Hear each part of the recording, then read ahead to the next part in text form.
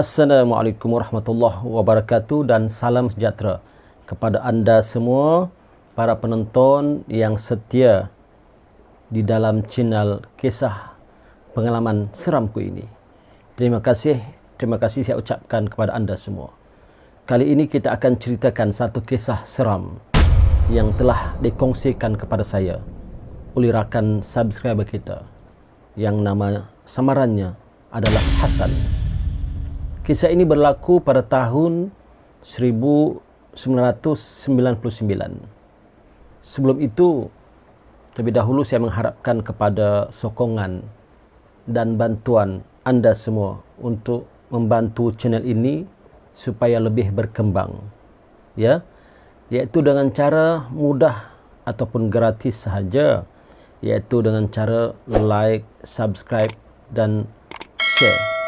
Boleh jugalah memberikan komen-komen yang membina supaya channel ini makin berkembang dan saya terus makin bersemangat untuk menceritakan kisah-kisah pengalaman seram yang ada pada saya dan juga kepada rakan-rakan kita di luar sana. Seterusnya selepas ini.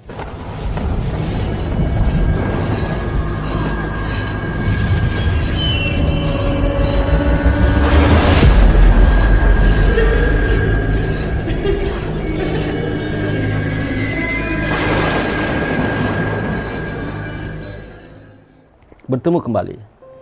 Maka kisah ini seperti mana saya sebutkan tadi berlaku pada tahun 1999, iaitu kisah perjalanan Hasan dari daerah Tawau ke daerah Sendakan.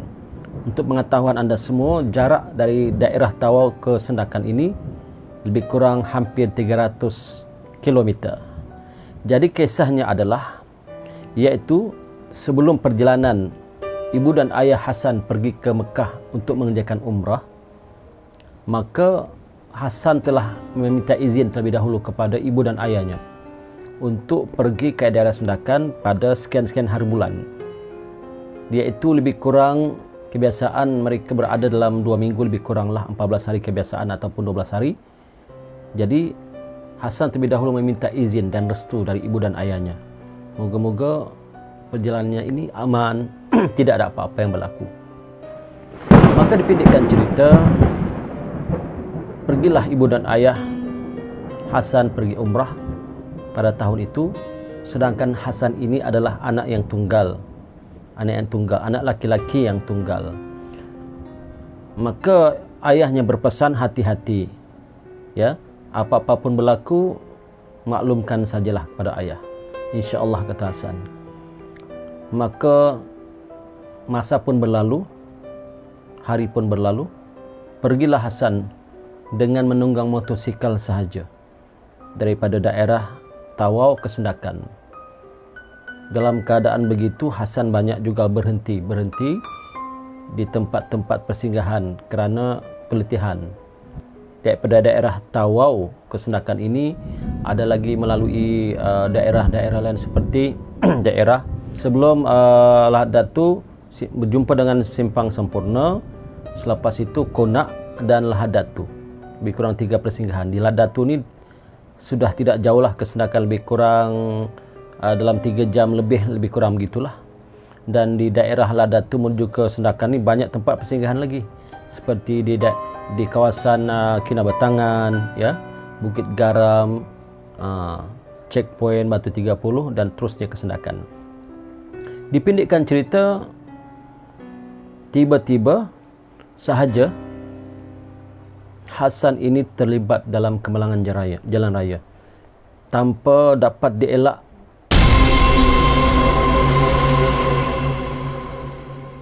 Ya, tanpa dapat dielak.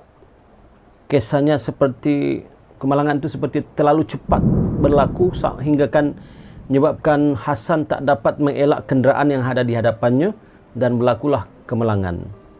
Rupa-rupanya di depan itu ada satu kenderaan lagi yang berhenti mengejut, dan kenderaan di depan itu, kenderaan sedan, telah dilanggar oleh kenderaan pacuan 4 roda. Hingga kan Hasan ketika itu yang berada di belakang pacuan 4 roda tak dapat mengelak dan terus melanggar belakang Sarudah. Akibatnya Hasan terpelanting jauh dan berlakulah kecederaan parah. Ternyata kakinya patah. Maka dipendekkan cerita lagi. Dalam keadaan begitu, Hasan tak tahu bagaimana dan bila dia diangkat oleh ambulans untuk masuk ke hospital.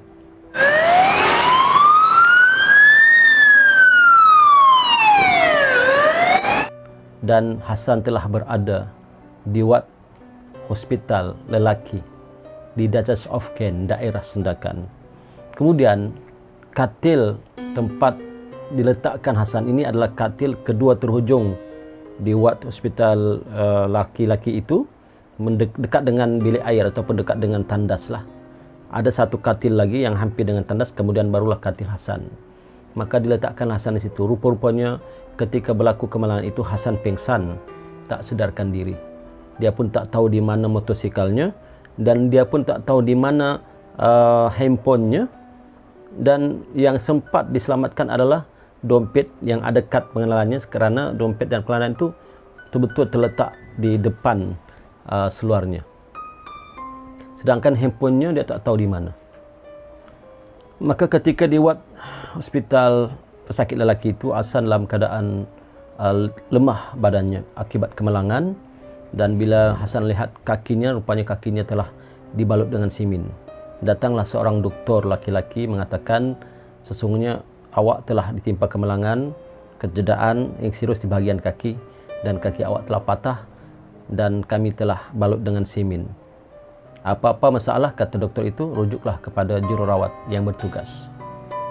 Ya, kata doktor, semoga anda makin sihat, kata doktor. Maka Hasan pun dalam keadaan lemah ucapkan terima kasih pada doktor. Terima kasih doktor. Berlalulah hari yang pertama.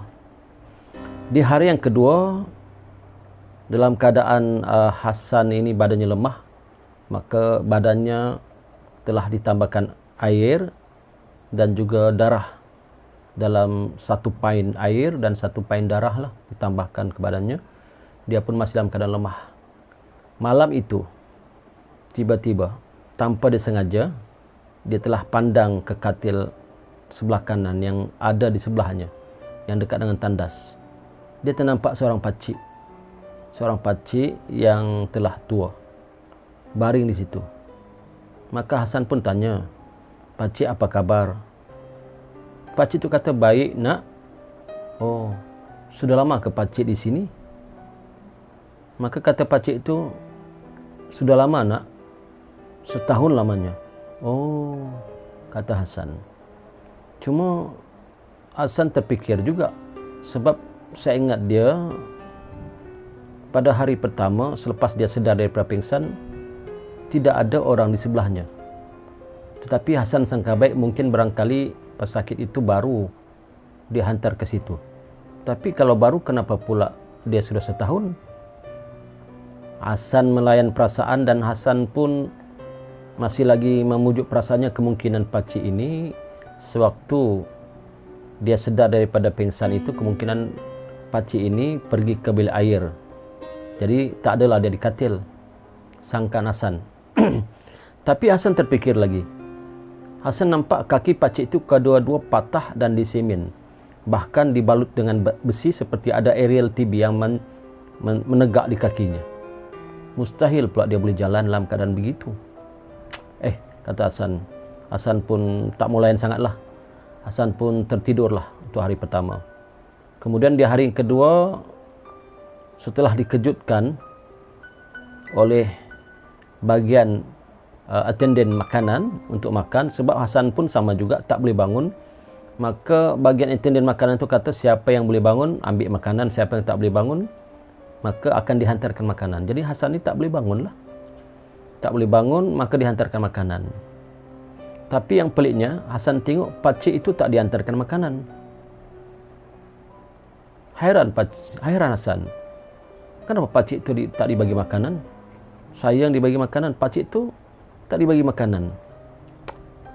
Barangkali Hasan cakap dalam hatinya, berkata dalam hatinya, barangkali pakcik ini dia memang ada makanan yang khusus untuk dia makan.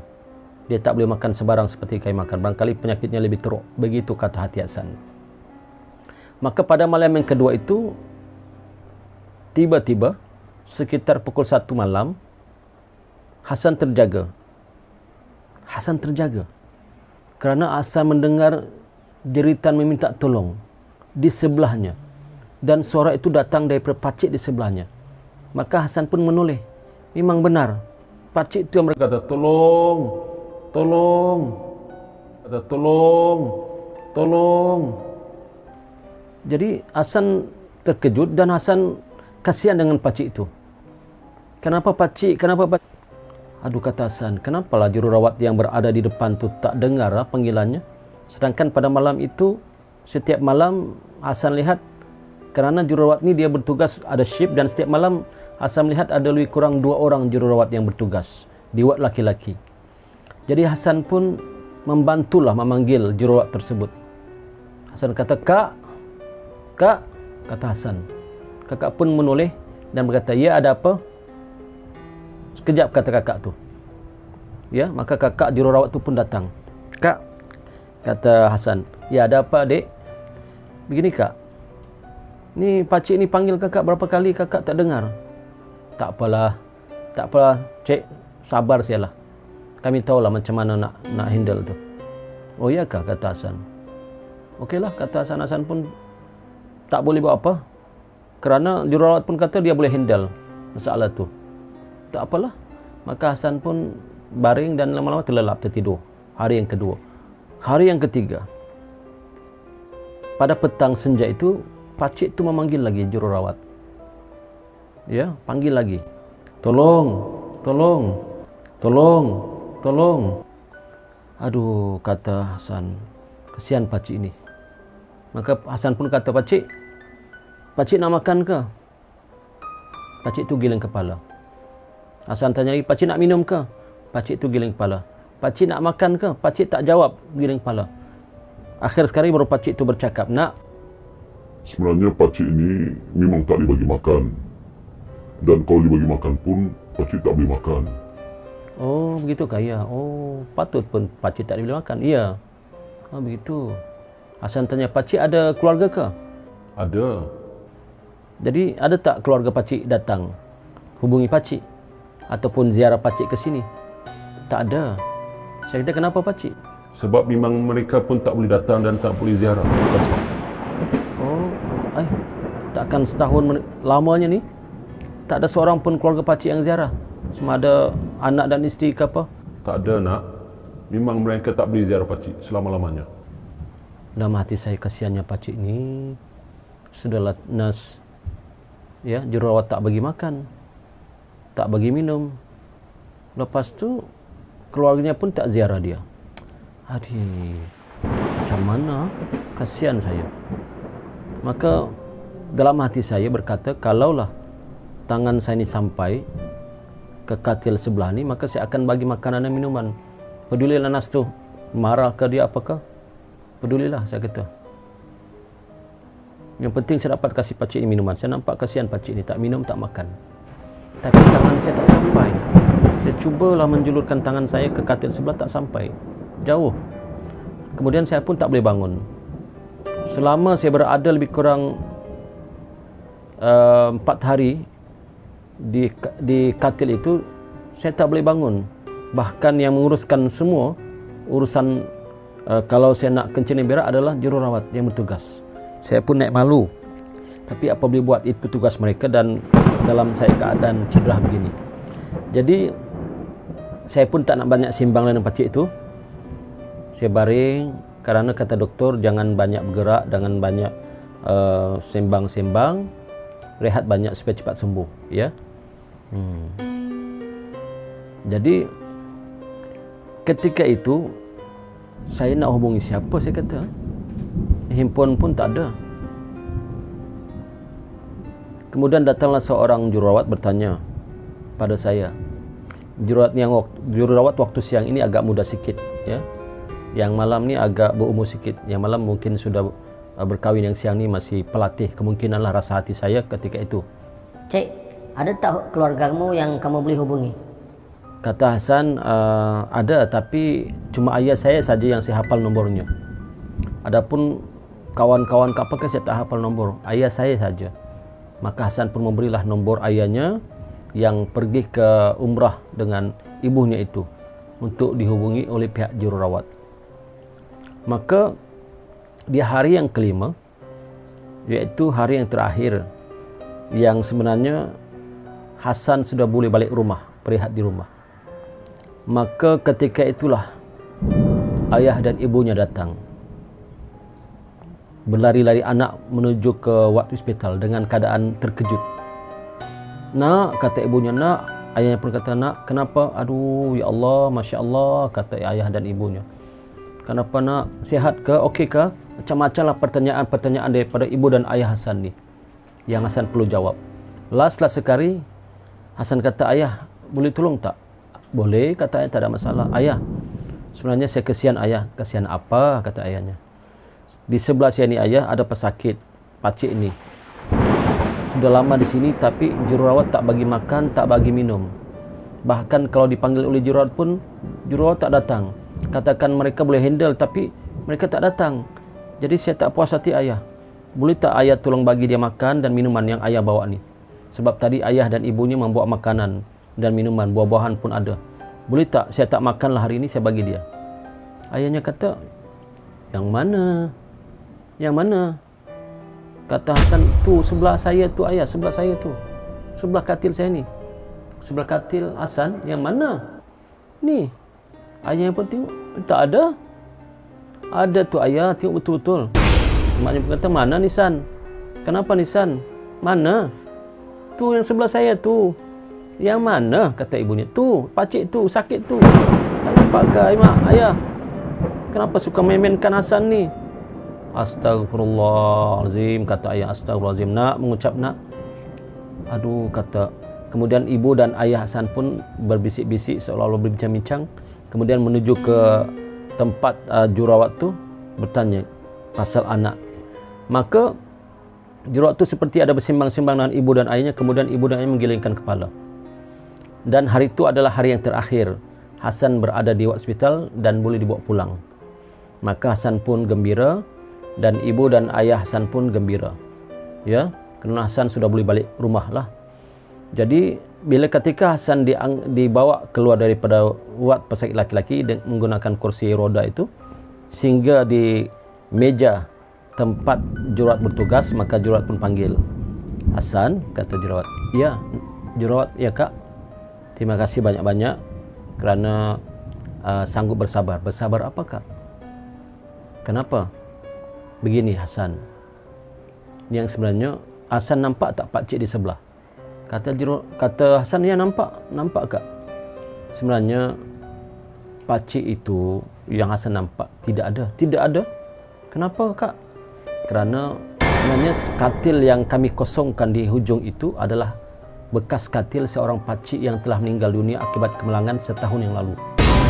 Subhanallah, berderu darah, berdebar-debar jantung Hasan terkejut. Benarkah kak? Dia kata. Benar dik, benar.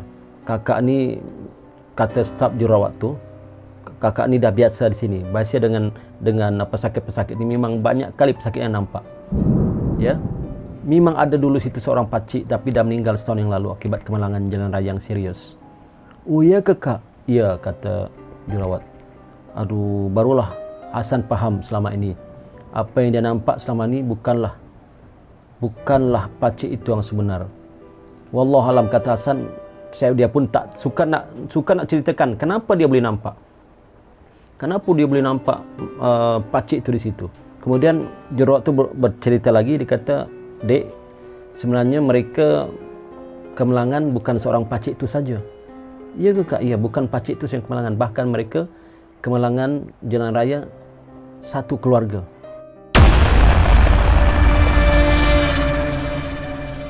Menaiki van, kemudian van itu jatuh ke gaung dan semua meninggal. Isteri dan anak-anaknya. Subhanallah, kata Hasan, patut pun dia kata anak dan isteri tak akan datang jumpa dia selama-lamanya. Dan patut pun pakcik itu kata dia tak boleh makan dan tak akan dapat makan dan tak akan dibagi makan. Aduh, kata Hasan, baru dia faham apakah di sebalik cerita pengalamannya di hospital ketika itu. cukup ceritanya sampai di sini saja. Inilah cerita seram yang dikongsikan oleh rakan subscriber kita bernama Hasan. Saya ucapkan terima kasih banyak-banyak kepada rakan subscriber kita ini yang ingin mengkongsikan cerita pengalaman benarnya, kisah seramnya ketika berada di katil ward hospital lelaki. Maka moga-moga cerita ini menjadi pengajaran pada kita, edukasi kepada kita, dan juga menjadi pedoman pada kita, dan juga menghiburkan kita. Sekian, semoga bertemu lagi. Semoga bertemu dalam siri cerita seram yang lain. Assalamualaikum warahmatullahi wabarakatuh.